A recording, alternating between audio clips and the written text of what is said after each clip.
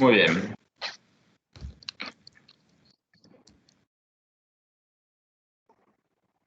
Vamos a iniciar con la clase de hoy, que es generalidades de cáncer gástrico. Es el aviso de privacidad.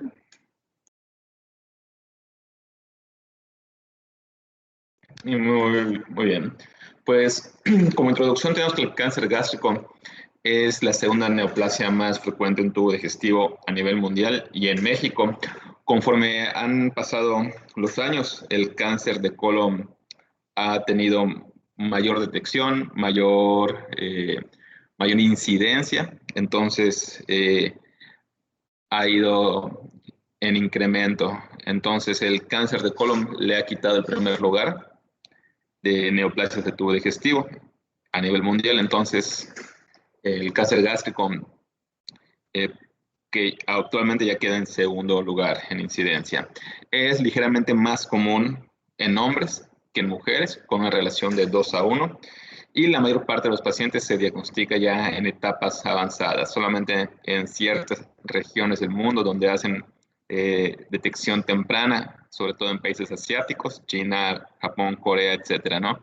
Es donde hay mayor detección en etapas tempranas, pero en la mayor parte de Europa y América son etapas avanzadas. Y bueno, el pronóstico va a ser malo en etapas avanzadas. Aquí la epidemiología mundial, en general, ocupa el quinto lugar de incidencia, ¿sí? En relación de, tomando en cuenta todos los tumores, y cuando hablamos de mortalidad va a ocupar la tercera causa, ¿sí? Y acá vemos en estas gráficas de la derecha la división entre hombres y mujeres, y vemos que, bueno, en hombres va a tener una mayor incidencia en comparación que las mujeres. En México, pues bueno, al igual que muchos países de Latinoamérica, pues va a estar entre los principales 5 tumores en incidencia. Va a ser de predominio en personas de más de 50 años. También va a ser mayor en varones. El diagnóstico ha aumentado mayormente en jóvenes, cada vez hace más temprana la edad de presentación. Y bueno, va a ser de los primeros lugares a nivel de mortalidad, ¿sí? Veamos cuáles son los estados con mayor mortalidad: Chiapas, Oaxaca, Ciudad de México, Guerrero. Entonces, bueno, esto vamos a ver más adelante que el nivel socioeconómico también es un factor de riesgo para la incidencia y mortalidad, y bueno, eso lo vemos reflejado también en estos estados con mayor mortalidad, que son estados del sur del país, ¿no? Que por lo general tienen un nivel socioeconómico y sociocultural mucho menor que el resto. En cuestión de la etiología, pues tenemos los hábitos higiénico-dietéticos. Se ha relacionado un alto consumo de sal, la ingesta de carnes rojas. Actualmente, pues ya las carnes magras se consideran como un carcinógeno, ¿sí? Consideran que es un factor de riesgo para, perdón, las carnes magras y las carnes rojas se consideran como factor de riesgo para cáncer gástrico, para cáncer colon, y bueno, las carnes, los embutidos, salchichas, salami, pepperoni, etcétera, ya se consideran carcinógenos por la OMS, también para cáncer gástrico y cáncer de colon, ¿no? Los alimentos ahumados también se ha visto, se ha propuesto como factor de riesgo. El agua no potable, esto se relaciona más que nada con el bajo nivel socioeconómico, y bueno, también es factor de riesgo, ¿no? Probablemente las personas que no tengan agua potable tengan menor nivel socioeconómico, y eso haga que tengan más riesgo de alguna infección bacteriana crónica. El café y los nitratos, pues bueno, también se han visto como factores de riesgo. El tabaquismo también incrementa el riesgo de 1.5 a 1.6 veces. Y bueno, en relación a las carnes rojas, en relación a este compuesto del tabaco, las nitrosaminas, normalmente la carne carbonizada, la carne muy ahumada, puede contener estas partes carbonizadas de los alimentos, de las carnes, pueden tener nitrosaminas, y se ha propuesto que la nitrosamina como tal es un carcinógeno, ¿no? Las nitrosaminas como tal son las que van a interferir directamente con el ciclo celular, y eso aumenta el riesgo de varios tipos de tumores. El consumo de bebidas alcohólicas, pues bueno, va a provocar un efecto gastrolesivo y bueno, sensibiliza la mucosa ante diferentes agentes carcinógenos. Y bueno, mientras más consumo de alcohol, más riesgo de cáncer gástrico. También, pues, un consumo excesivo de alcohol hace que la persona sea propensa a tener un reflujo gastroesofágico, que bueno, eso también va a ser un factor de riesgo, sobre todo cuando hablamos de tumores de la unión gastroesofágica.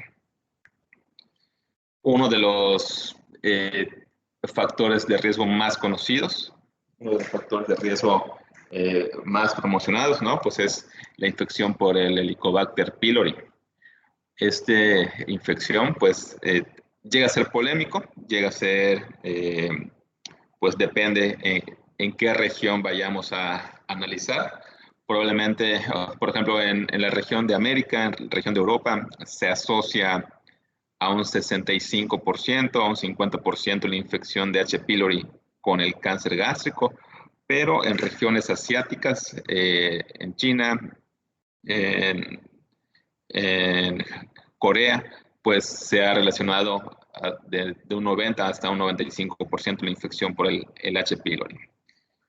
Eso hay que tener en cuenta, ¿no? Que de las personas que están infectadas con H. pylori, menos del 1% van a padecer el adenocarcinoma. Nada más que de los pacientes que ya tienen el cáncer gástrico, 40 a un 50%, como comentamos, dependiendo de la región, van a asociarse datos o signos de infección por H. pylori. Y bueno, esta bacteria va a generar una inflamación crónica a nivel del microambiente, del micro y del macroambiente gástrico, y va a generar una gastritis crónica con acloridria. ¿Sí? Esto va a disminuir la secreción de ácido gástrico. Por eso algunos autores dicen que si disminuye la secreción de ácido gástrico, pues disminuye los tumores de esófago. Pero bueno, generando esta inflamación crónica, va a condicionar a que el epitelio gástrico pues tenga cambios secundarios a una gastritis atrófica, y eso causar distintos grados. Esta gastritis atrófica puede evolucionar a distintos grados de displasia, y esto a un cáncer invasor. Del H. pylori se han encontrado varios tipos de productos, ¿no? De secreciones que tiene, pero las más importantes es la producción de estas cadenas. Esas son coproteínas CAC-A y PAC-A. Son citocinas asociadas, y se ha estudiado sobre todo esta CAC-A que va a interactuar con el epitelio gástrico, promoviendo los oncogenes y suprimiendo pues los genes supresores, ¿no? Y bueno, la infección por H. pylori se va a relacionar tanto con úlceras duodenal y gástricas como los adenocarcinomas, sobre todo distales al cardias. La mayor prevalencia de esta infección es en estratos socioeconómicos bajos, ¿sí? Y bueno, se ha propuesto que el tratamiento reduciría el riesgo de cáncer gástrico dependiendo de qué tanto ya esté hecho el daño, ¿sí? Por eso los estudios de erradicación de H. pylori no siempre han sido muy concluyentes. De hecho, todavía siguen en polémica. Otro factor infeccioso que es asociado al cáncer gástrico es la infección por el virus del Epstein-Barr, que se detecta alrededor de un 10%, igual depende de la zona, la bibliografía donde nosotros lo encontremos. Y bueno, la proteína más estudiada es esta oncoproteína CEP1, que se relaciona con la carcinogénesis. Este es más, un poco más raro y pues no tan comprendido como la infección por el H. pylori. Otros factores de riesgo es una cirugía gástrica previa por enfermedad benigna. Los factores hereditarios, pues también les van a conferir cierto riesgo, aunque no sea un síndrome familiar, aunque no sea un cáncer evidentemente hereditario, sí va a aumentar el riesgo de tener el antecedente familiar. Y bueno, los trabajadores de la ULE y de minería, como factores ambientales, también eh, pueden estar en riesgo.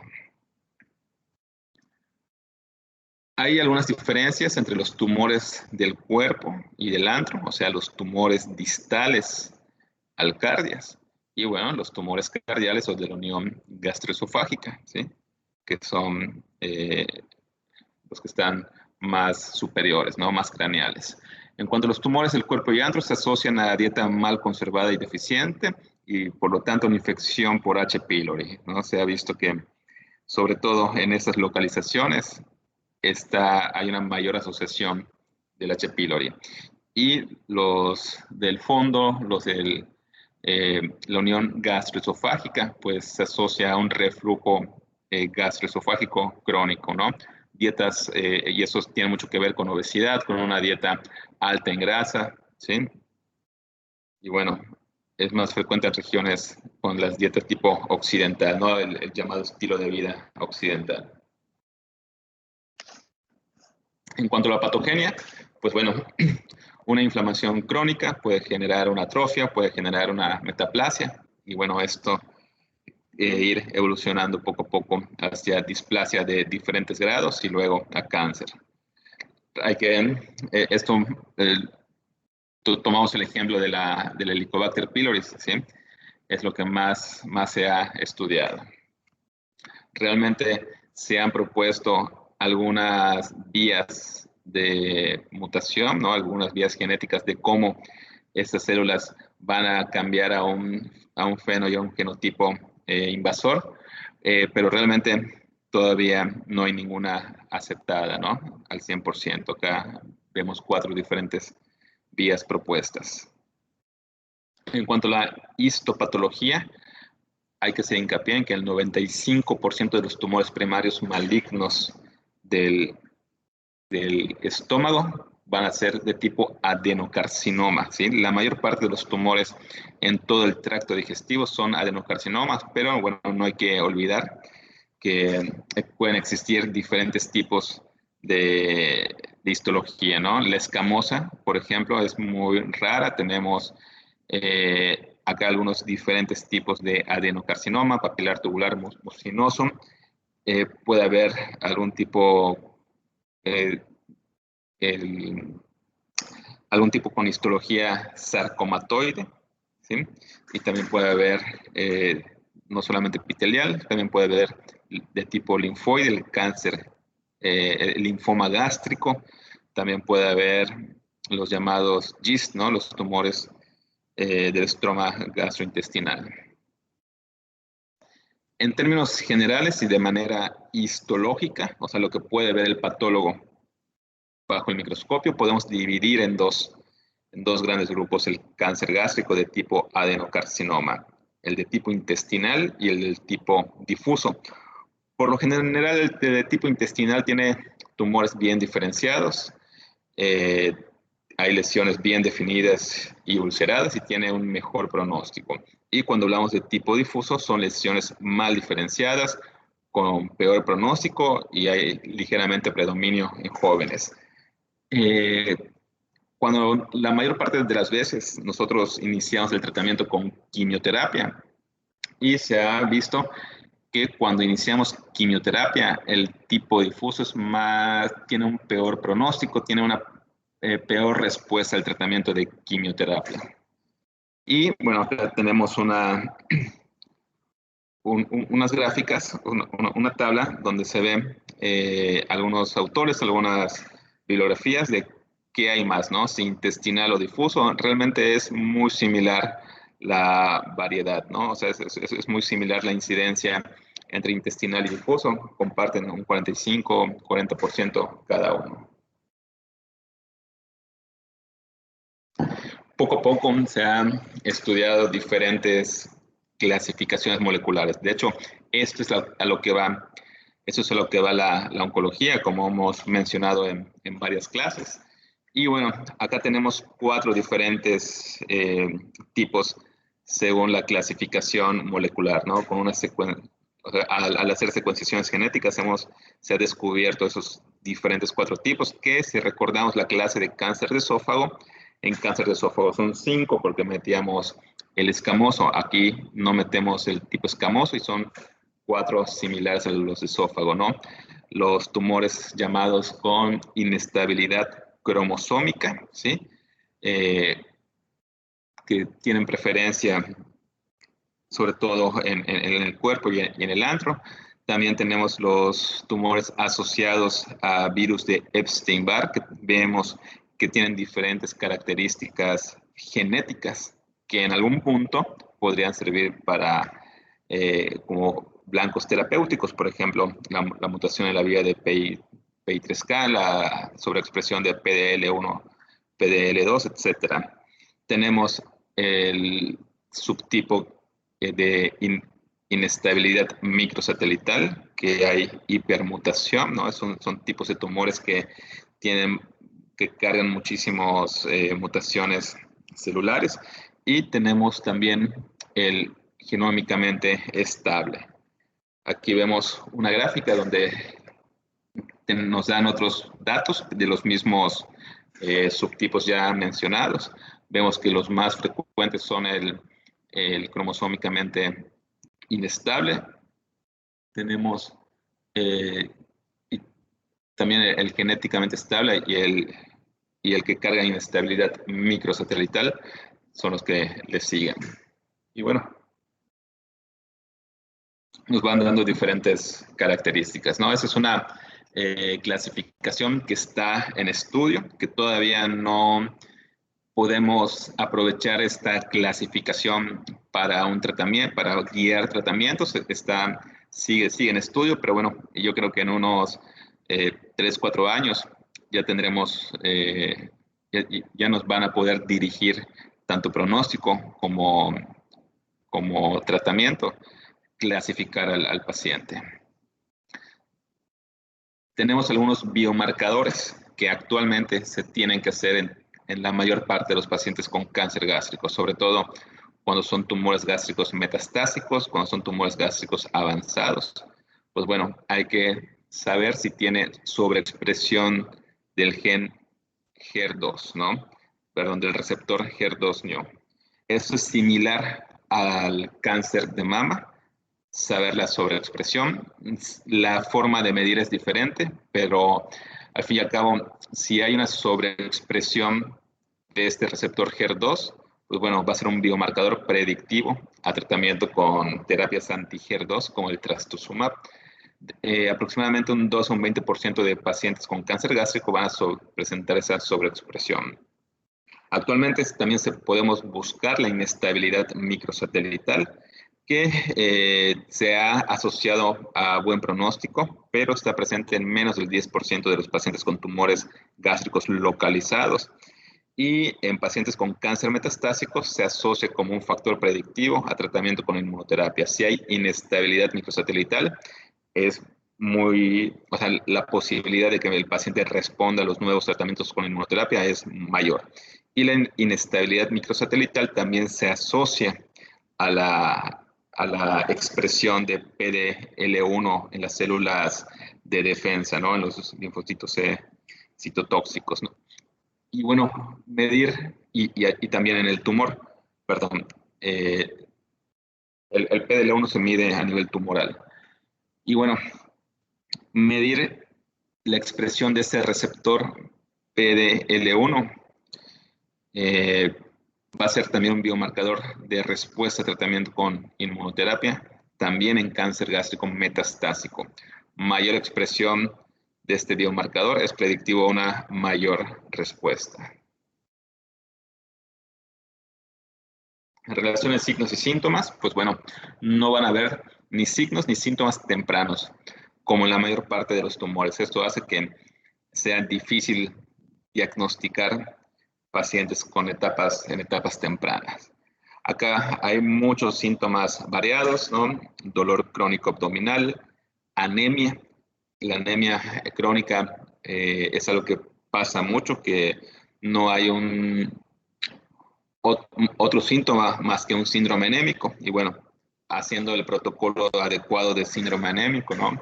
Sangre oculta en heces, endoscopía superior, inferior, es cuando nos damos cuenta, ¿sí? La disfagia en pacientes con cáncer gástrico no es tan común como se pensaría, sobre todo si son tumores cercanos al píloro, ¿sí? Si son tumores que obstruyen el cardio, pues bueno, allá definitivamente va a haber una disfagia más evidente, pero a veces no es tan evidente esta disfagia. La pérdida de peso se da, pero bueno, ya cuando el paciente presenta estos signos y síntomas, pues ya vamos a hablar de una enfermedad avanzada.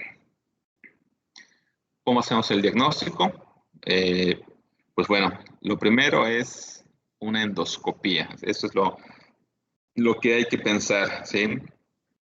Cuando el paciente tiene síntomas crónicos que no mejoran con, con, con los medicamentos tradicionales, inclusive aunque pacientes, hay que tener mucho cuidado en pacientes con enfermedad por reflujo, con ERGE, ¿sí?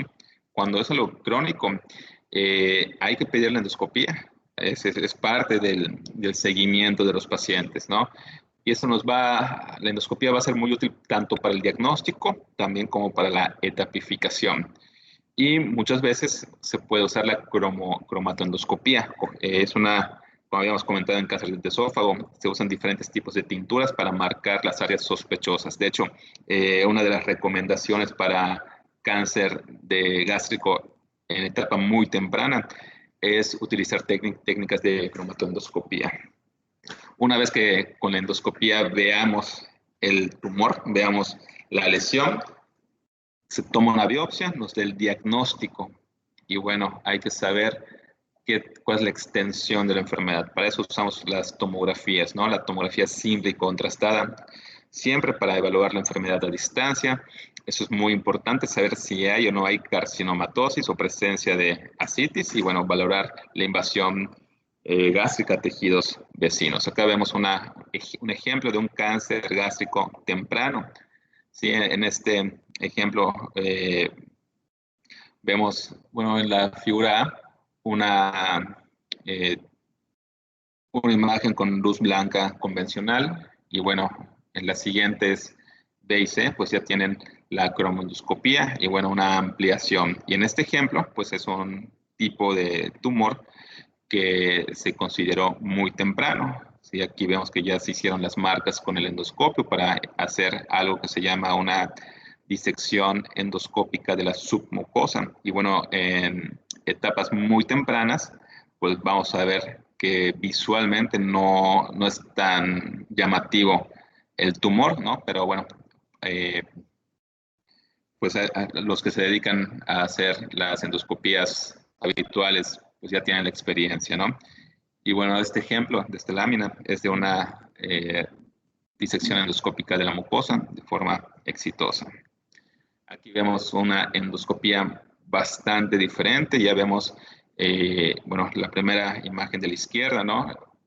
Antes de la quimioterapia vemos un tumor exofítico, un tumor que, bueno, no está ulcerado, pero es bastante evidente que hay una tumoración grande. Y bueno, vemos la respuesta después de dos aplicaciones, después de 2 ciclos de quimioterapia, como si bien no es una respuesta completa, pero es una respuesta bastante importante.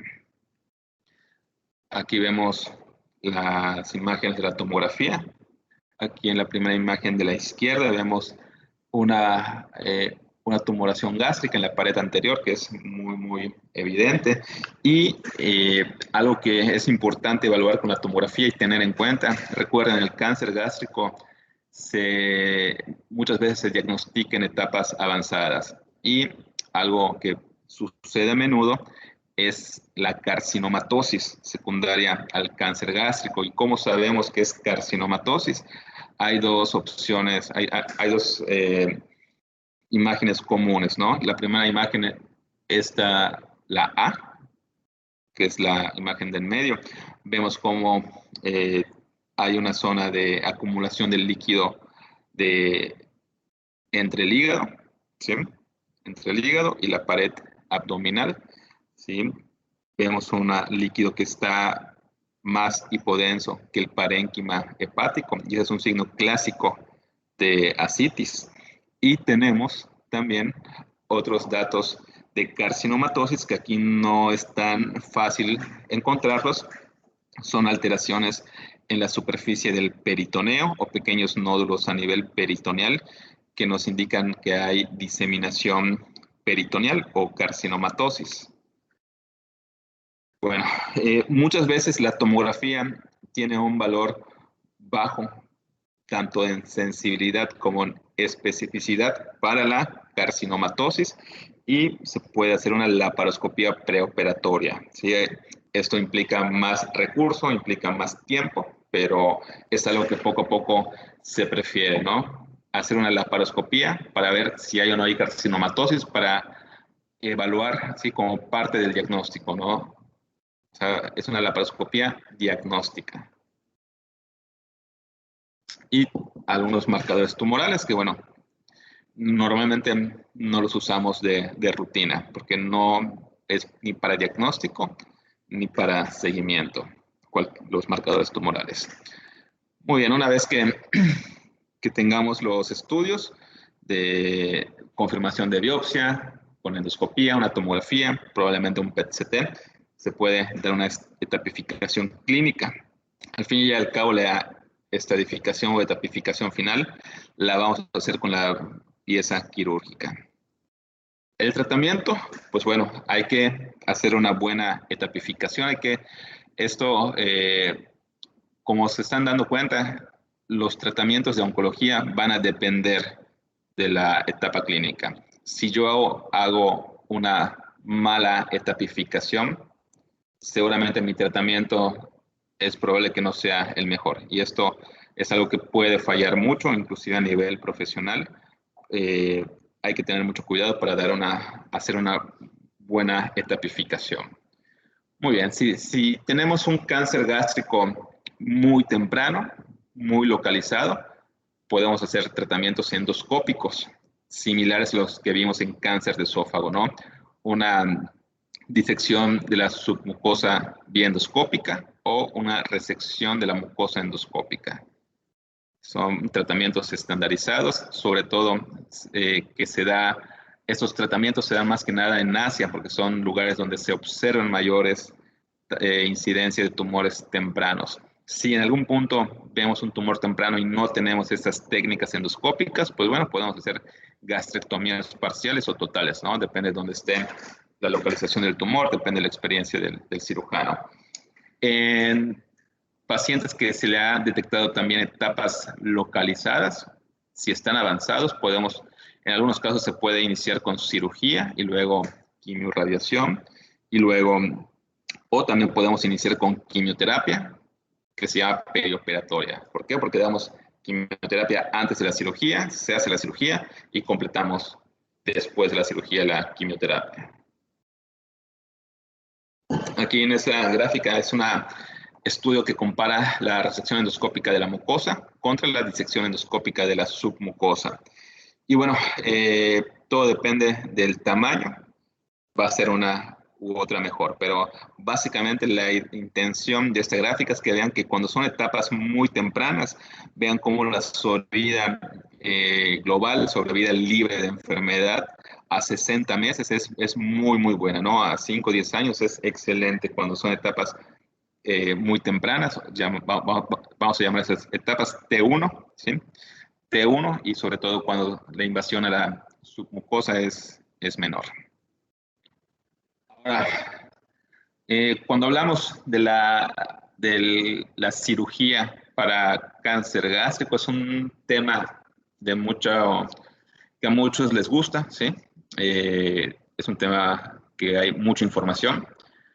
Es un tema que es, pues vale la pena, digo, a los que les gusta la cirugía, es un tema donde hay muchas técnicas, donde hay muchas escuelas, ¿sí? Y bueno, esto no solamente es quitar el estómago y listo, de hecho la parte de la resección gástrica tal vez sea la más fácil. Lo más difícil y lo más importante es la disección linfática, ¿no? O sea, quitar los ganglios. Y bueno, para eso se han hecho muchas clasificaciones, ¿sí? Todo depende de la ubicación del tumor para definir si se va a hacer una gastrectomía total o una gastrectomía subtotal. Ese tipo de operaciones se hacen mucho más que, por ejemplo, que una cirugía para un cáncer de esófago. O sea, hay más entrenamiento por los oncólogos, sobre todo del medio, ¿no? Para hacer este tipo de gastrectomías. Hay que tener en cuenta los márgenes quirúrgicos. Y bueno, esta última línea dice, pacientes con cirugía R1 tienen mortalidad comparable con pacientes con lavado peritoneal positivo. ¿Qué quiere decir una cirugía R1? Cirugía R1 es que queda el margen positivo al tumor, que el cirujano quitó todo lo macroscópico, pero se quedó enfermedad microscópica en la cavidad abdominal. Y si se queda enfermedad microscópica, aunque se quite el 99% del tumor, pues tal vez no haya una respuesta, o sea, tal vez sea lo mismo que si tiene carcinomatosis. Y bueno, una vez que se quite el, el estómago, ¿sí? Que sea una gastrectomía total o subtotal, pues dependiendo de la etapificación, el cirujano va a decidir qué tipo de linfadenectomía, de disección ganglionar va a hacer, ¿no? En esta sección vamos a ver los grupos de ganglios, ¿sí? Se han pues, separado los diferentes tipos, conjuntos de ganglios según su ubicación. Tenemos la estación N1, ¿sí? El grupo N1, que tiene los ganglios de la curvatura menor y de la curvatura mayor. Son ganglios llamados perigástricos y es de lo que más es una restricción que más vemos en el medio local, que más se hace en el medio local. Disecar los ganglios de esta N1, de esas regiones perigástricas. Luego nos vamos al grupo de N2, eso ya es más difícil, ¿no? E incluye ganglios a nivel de la arteria gástrica izquierda, del pedículo hepático, del tronco celíaco, del hilo esplénico, etcétera. Entonces, para hacer disección de estos ganglios, pues ya requiere tal vez hacer una esplenectomía, ¿sí?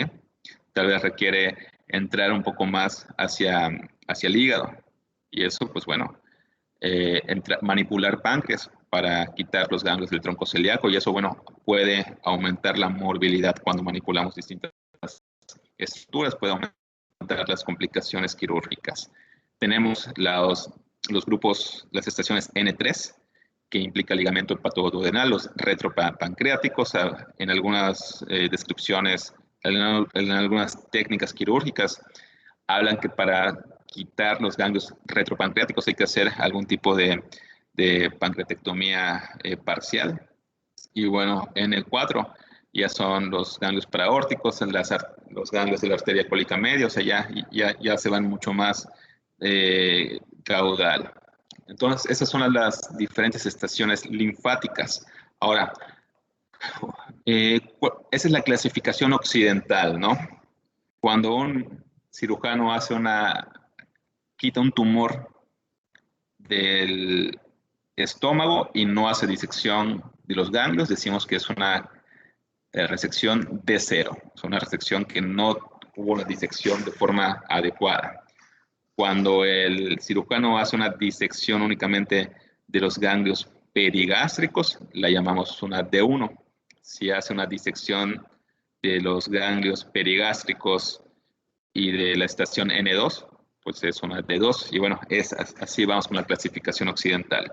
Y bueno, los japoneses, los asiáticos, aprovechan que ellos son los que tienen una incidencia mayor a nivel mundial de las cirugías, operan muchísimo cáncer gástrico.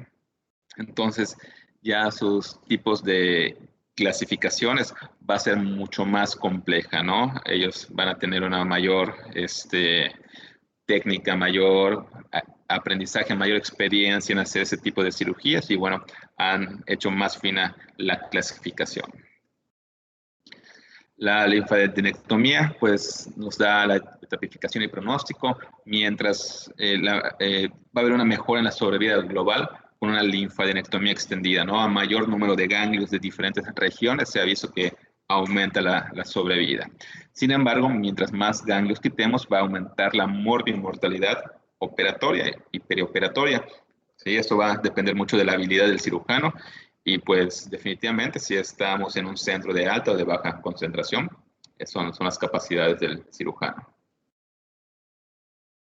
Tenemos criterios de irresecabilidad cuando ya hay ganglios a nivel en las estaciones N3 o N4 y no se pueden resecar. Cuando hay invasión a estructuras vasculares mayores y bueno, definitivamente si hay metástasis a distancia o diseminación peritoneal. Recuerden, hay criterios de irresecabilidad. Como en toda medicina hay criterios absolutos, hay criterios relativos. Nada más como un comentario, muchas veces pensamos que la carcinomatosis es una enfermedad, es un punto en el que es irresecable, que no se puede hacer nada en un paciente con carcinomatosis, pero hay centros de alta concentración que hacen cirugías para tratar de quitar esta enfermedad diseminada en la cavidad peritoneal y hay resultados bastante interesantes. Y bueno, ese es el tratamiento de pacientes con enfermedad resecable. Iniciamos con quimioterapia perioperatoria, que es lo más frecuente. Luego se hace la cirugía y luego se valora si es necesario o no la radioterapia. Aquí hay que tener un equipo bastante comunicado entre cirujano, oncólogo médico y radiooncólogo. Cuando la etapa es metastásica, pues bueno, definitivamente el tratamiento es paliativo. Damos quimioterapia para tratar de frenar o reducir el tamaño tumoral. Utilizamos, junto con la quimioterapia, inhibidores del factor de crecimiento vasculoendotelial. Y bueno, en los últimos meses ya se ha autorizado por la FDA dar tratamiento con inmunoterapia para pacientes que tienen una inestabilidad microsatelital alta. También hay muchos pacientes en malas condiciones que se les puede ofrecer un tratamiento paliativo. A veces se les puede ofrecer una cirugía paliativa. No vamos a curar, no se va a quitar el tumor como tal, pero bueno, si un paciente tiene un sangrado crónico, si tiene una obstrucción intestinal por un tumor a nivel del píloro, pues bueno, se puede hacer algún tipo de bypass, algún tipo de cirugía paliativa que lo ayude a comer algo, ¿sí? Y en este caso a detener el sangrado. Esta es una gráfica de cómo podemos tomar las decisiones y como pueden ver, es complejo, sí, es complejo el manejo de pacientes con cáncer gástrico. En a nivel mundial, las cirugías estándar son de 2, o sea, son cirugías extendidas, pero en el medio local es difícil encontrar que se haga una cirugía extendida. Y no solamente hablo de Mérida, sino también hablo de México en general. Entonces, aunque mi estándar de tratamiento por las guías europeas, por las guías japonesas, puede ser en base a cirugías extendidas. Tal vez yo no esté en ese medio, tal vez yo no esté en ese contexto para seguir estas guías. Entonces, llega a ser complejo el manejo de un paciente con cáncer. Ese es el pronóstico, ¿sí? El porcentaje general a 5 años de 31%, en etapas localizadas 68%, cuando ya tenemos ganglios positivos a 5 años es el 30%, y bueno, cuando está en etapas 4, metastásico, es el 5%. les va muy mal a los pacientes con cáncer gástrico metastásico. Vemos las supervivencias por etapa. Vemos como en la etapa 1, etapa 2 son supervivencias bastante buenas. Etapa 2A, pues nada mal, 87%, pero bueno, a partir de la etapa 2B, la supervivencia de 5 años, pues baja muchísimo. ¿Cómo disminuir el riesgo de tener un cáncer gástrico? Esto se habla sobre todo en países donde la incidencia es mucha. Probablemente México puede ser uno de esos países. No hay estudios como tal aquí en la región. Entonces, se habla mucho de la erradicación del H. pylori, que en algunos estudios ha demostrado que disminuye la incidencia de tumores gástricos, sobre todo de tipo intestinal distal, ¿sí?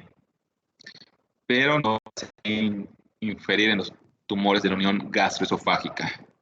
Los resultados más sólidos de que la erradicación del H. pylori disminuye el cáncer gástrico distal, sobre todo en países asiáticos, esto sigue en controversia. Y acá hay una imagen donde cuando hay una erradicación del H. pylori puede haber una disbiosis, ¿no? Entonces, o sea, una alteración en todo el bioma gástrico, y esto, aunque hay una erradicación, puede causar un carcinoma. Por eso algunos autores dicen que la erradicación del H. pylori es buena, pero todo depende qué daño ya haya hecho, ¿sí?